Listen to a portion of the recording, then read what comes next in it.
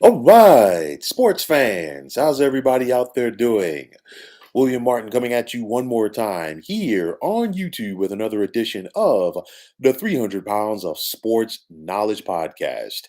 Now, entering play today with a record of 21 and 33, there is a chance that the Portland Trailblazers could miss the playoffs for the first time since 2013.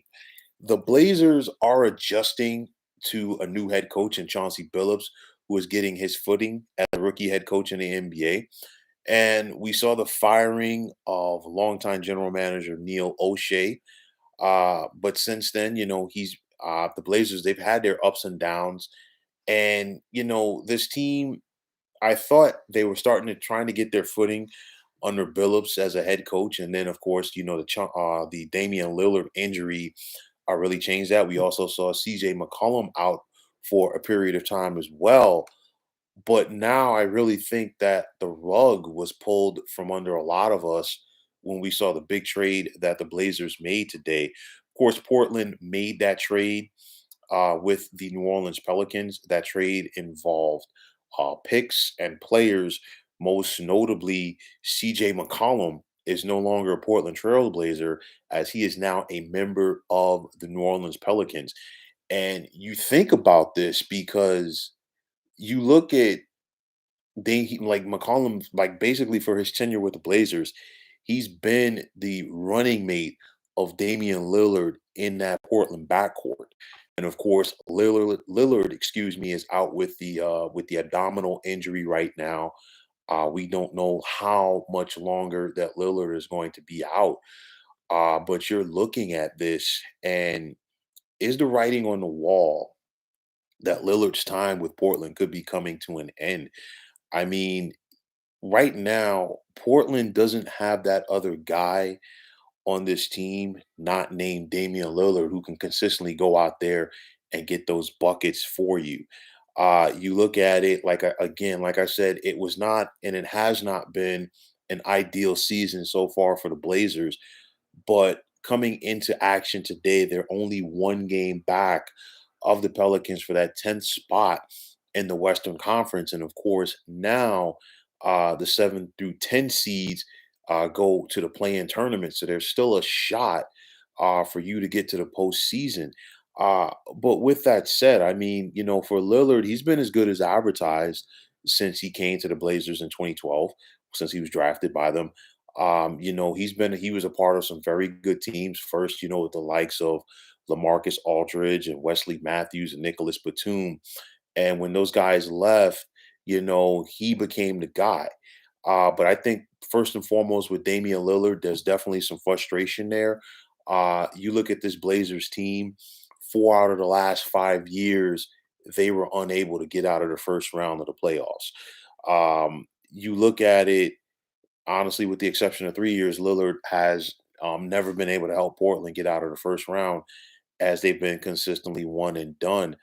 Unfortunately, Three Stotts was a darn good head coach, but of course, being unable to make those deep playoff runs consistently did him in with Portland. Of course, Terry Stotts looked like he was a Damian Lillard guy.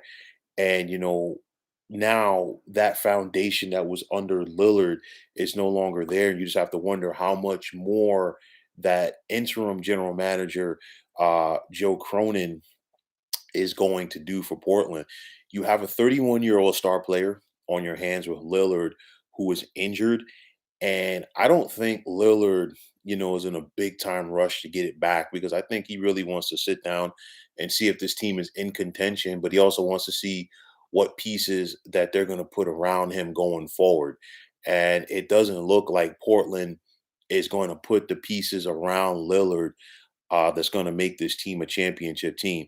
Portland was good for like several years. They had a solid team. But I think what hurt the Blazers with the Lillard McCollum combo was the fact that Portland tried to build their team from the outside in, as opposed to, getting some more front court scoring because you need that balance. You know, we saw the 3-point shot become in vogue with the Golden State Warriors with their title run. And it worked because of the personnel that they had, the likes of Klay Thompson, Steph Curry, and of course Kevin Durant for two of those three championship wins. But nonetheless, everybody doesn't have that. And basketball, say what you want, basketball is still an inside-out game. And when you rely too much on the perimeter game, eventually it's going to catch up with you. For Portland, they had a decent run, and they were good enough to do their thing in the regular season with Lillard and McCollum. But nonetheless, you got to get some interior scoring, which they never had. I think it's winding down for Damian Lillard. I can't speak for him personally, but I do think that he's probably frustrated. What I'm saying? And I don't think the moves today really helped anything on that matter. It would really surprise me to see Damian Lillard suiting up for the Portland Trailblazers come opening night of the 2022-2023 NBA season. That's just the way it is. You look at it, I don't know what the Blazers have in store for the rest of this year, but I think this pushes them a little bit down the pecking order, so to speak, in the Western Conference. I think, this opens things up for, the Pelicans, who are currently in 10th place, or maybe the San Antonio Spurs to kind of like move ahead of the Portland Trailblazers and get that last spot. Where this team goes from here, I don't know. Joe Cronin is trying to establish himself as the general manager, try to have that interim tag removed from his title. But this move right here is a head scratcher. I don't know where the Blazers are going with this. I don't know what you can do with this, but typically moves like this or when a team is just trying to like make a trade just for the sake of making a trade. That's what the Blazers did today. They don't have the chemistry that we saw this team have several years ago. And I don't think their relationship with Damian Lillard got any better by sending McCollum to the New Orleans Pelicans. So it's going to be interesting to see where the Blazers go from here. But from the outside looking in, it doesn't look positive for them in the Pacific Northwest. So, folks, that is going to wrap it up. And as always, I want to take this time out to thank you for tuning into the 300 Pounds of Sports Knowledge podcast here on YouTube. Want to take the time out to thank all of you fine folks out there for tuning in. And if you have not already, please feel free to subscribe to this channel. Now, if you're on Twitter, please feel free to follow me at 300 Pounds of Sports. And like I always say, if you follow me, it will be my pleasure to follow you right back. There's also the sports discussion group on Facebook at the Sports Depot 365. You can check it out. Drop a line and be a part of one of the better sports debating sites going on social media. So, once again, fine folks, my name is William Martin.